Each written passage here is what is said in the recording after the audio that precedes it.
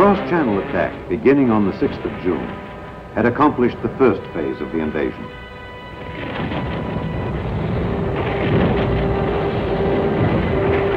The second phase called for the Allies to expand their foothold. They needed space to maneuver, room to handle the large amounts of men and materiel streaming over from England.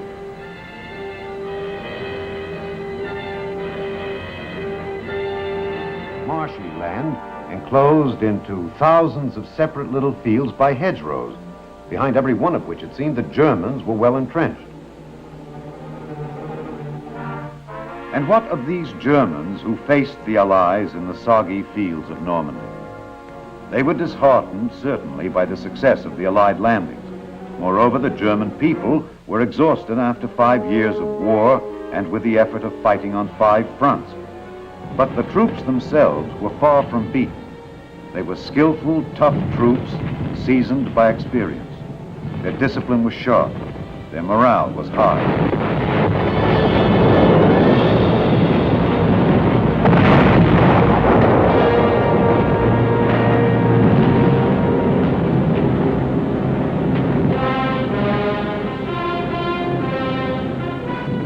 The Germans had a new weapon, the deadly V-1, a small pilotless jet aircraft which had begun to fall on England in the middle of June.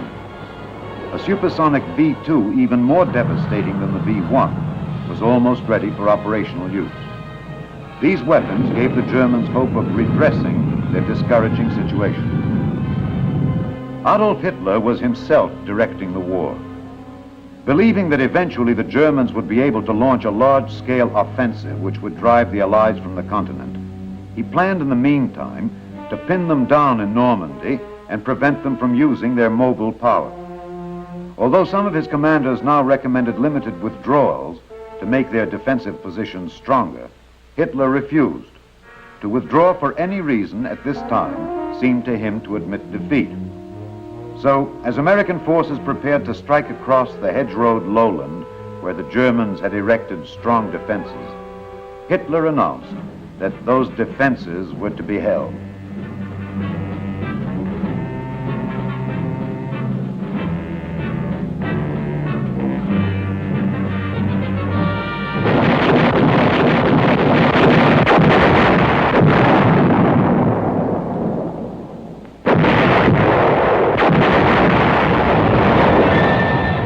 The American attack began in the dawn hours of July 3rd, and it lasted for 17 rain-soaked, agonizing days.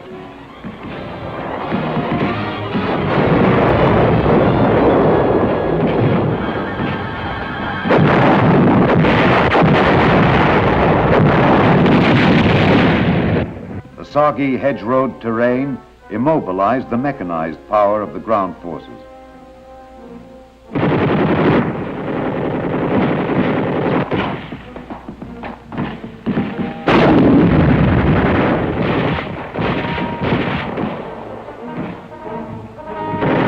Slow, painful advance was measured in yards, a hedgerow at a time.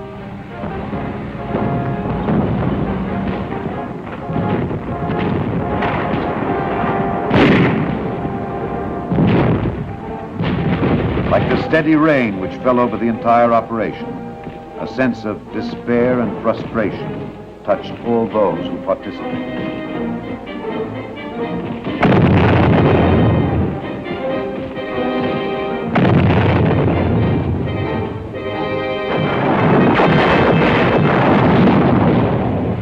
The last action in this offensive was the battle for Saint-Lô.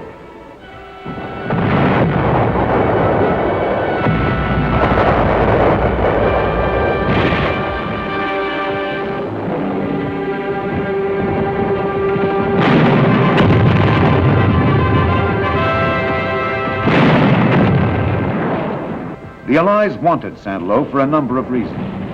Its prestige value, the effect its capture would have on the Germans, and as an access to roads leading south.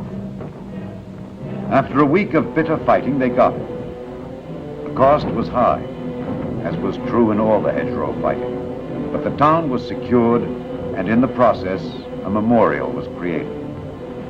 An infantry battalion commander killed before the gates of the city was carried into Saint-Lô with the liberators. His body was placed on a pile of rubble, an impromptu shrine to the qualities of courage and sacrifice that had made the drive to Saint-Lô possible. The triumph belonged to the dead as well as to the living. The results of this July offensive were disappointing. The greatest gain had been only 7 miles. The need was urgent for a way to break out of the containment of the Normandy situation, to get onto flat, dry land so that the Army's mobile force could be unleashed. General Omar Bradley, commander of the American troops, had been forming a plan for some time. Bradley's plan, which was codenamed Cobra, was to gather together an overwhelming concentration of ground troops, twice as great a force as would normally be used on such a narrow front, and combine it with a massive assault from the air by the Army Air Force. For weary American troops, it was a welcome respite, a time to relax.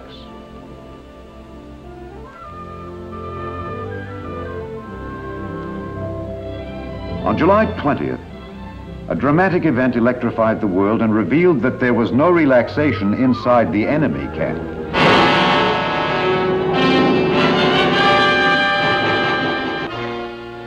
Hitler himself announced that a cabal of high-ranking army officers had tried to assassinate him with a bomb in order to seize political power.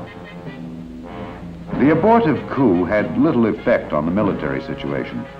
It revealed no widespread discontent with Nazi rule among the armed forces. The combat soldier was too busy simply trying to remain alive.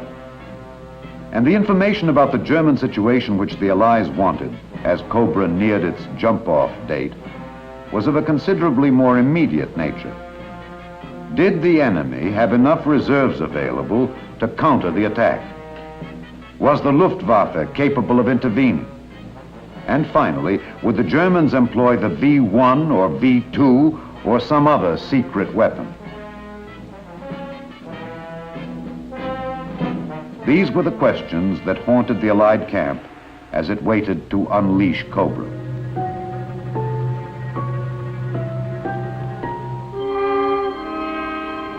July 24th was the day scheduled for the attack. Because the day was heavily overcast, however, with inadequate visibility for air attack, the operation was postponed. Unfortunately, the postponement order reached the English air bases too late to hold back all the planes scheduled for the attack.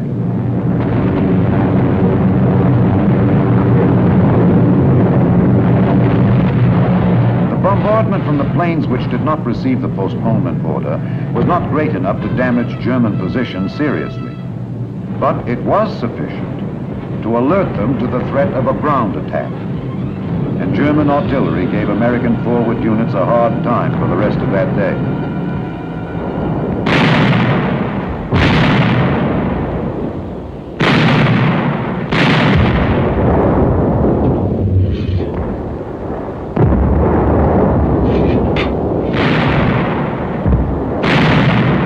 For General Bradley, an immediate and urgent decision had to be made. The prospects were improving for good weather the next day. Should Cobra be launched, even in the face of the possibility that the Americans had now lost the important element of tactical surprise? Or should it be postponed at least for several days, which might then give the Germans a chance to prepare even stronger defenses? Bradley's decision. Cobra would strike again at 11 o'clock the next day.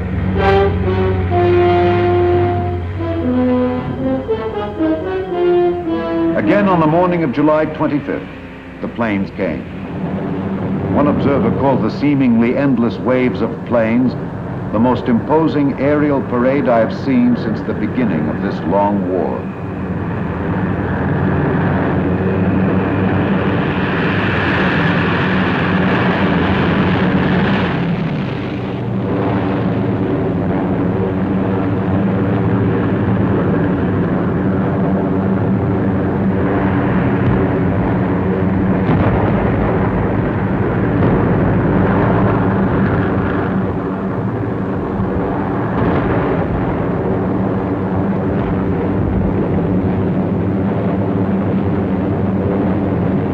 they dropped more than 4,000 tons of destruction.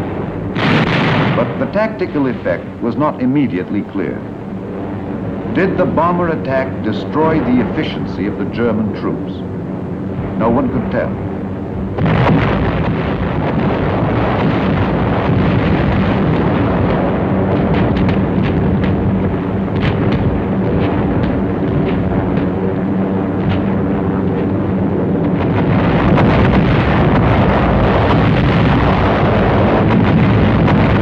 General J. Lawton Collins, 7th Corps commander, who was to spearhead the attack, had little time to ponder the question.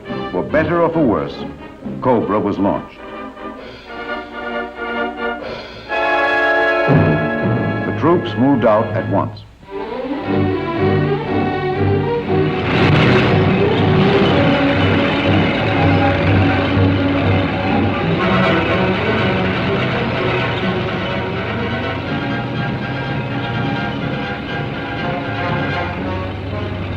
Their immediate objectives were the towns of Marigny and Saint-Gilles.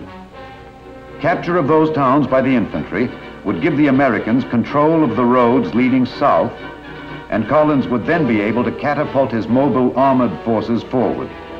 It seemed reasonable to assume that if the air bombardment had destroyed the German defenses, the infantry troops would be able to reach and secure their objectives without great difficulty.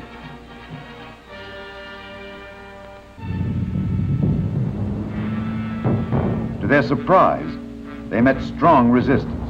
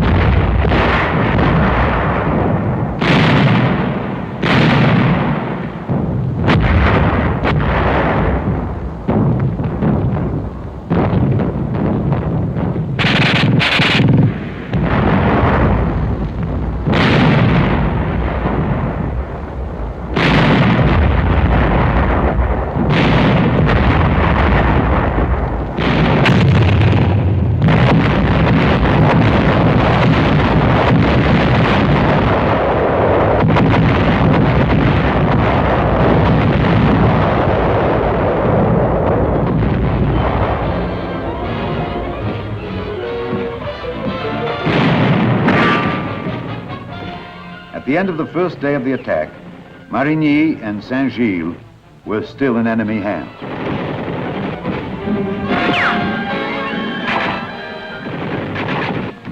Because the entire success of Cobra depended on a 7th Corps breakthrough, Collins decided to gamble. It would prove to be one of the fateful decisions of the campaign. He pondered the possibilities and the risks and decided to put his armor into action.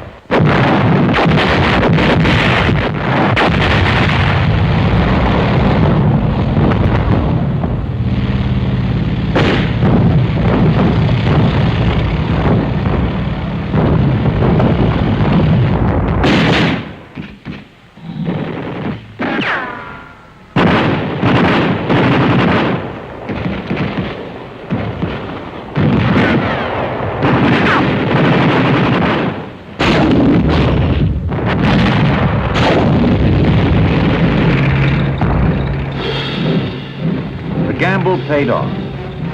In mid-afternoon of the 26th, one armored column, having cracked the enemy's defenses around the town, rolled through Saint-Gilles. There was no longer any doubt. The German line had definitely been penetrated. The 7th Corps had achieved its breakthrough. But the drama of the breakthrough did not end at the Coutances-Caumont line. The drama lay in the development of the breakthrough into a breakout of major proportions. The decision to accomplish this was General Bradley. He had achieved the limited victory he had sought. Cobra had been a success. He could stop now. But he sensed from their disorganized reaction that a deep wound had been inflicted on the Germans.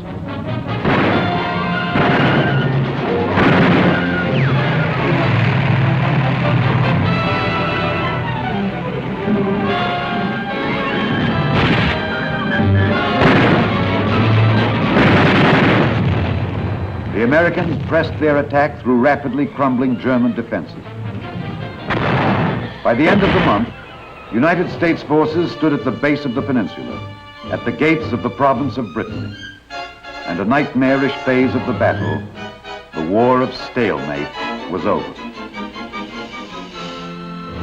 The reaching of Avranches signified the culmination of the breakthrough and the point at which our forces split for the westward and eastward drives in the breakout. To the west, there was the dash across Brittany, where the ports of Saint-Malo and Brest finally became prizes of conquest. To the east, there was the repulse of the German counterattack at Mortain, where the American infantrymen withstood the onslaught of 4 German armored divisions and turned back Hitler's attempt to halt the Allied mobile column.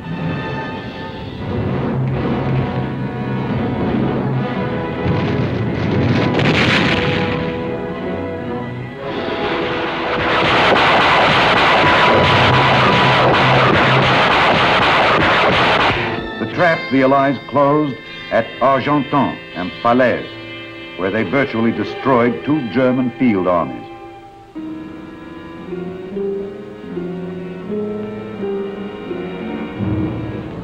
The drive east to the Seine River, climaxed by the liberation of Paris, and the civilized world thrilled to a symphony of joy and delight. The flowers, the kisses, the songs, and the wine.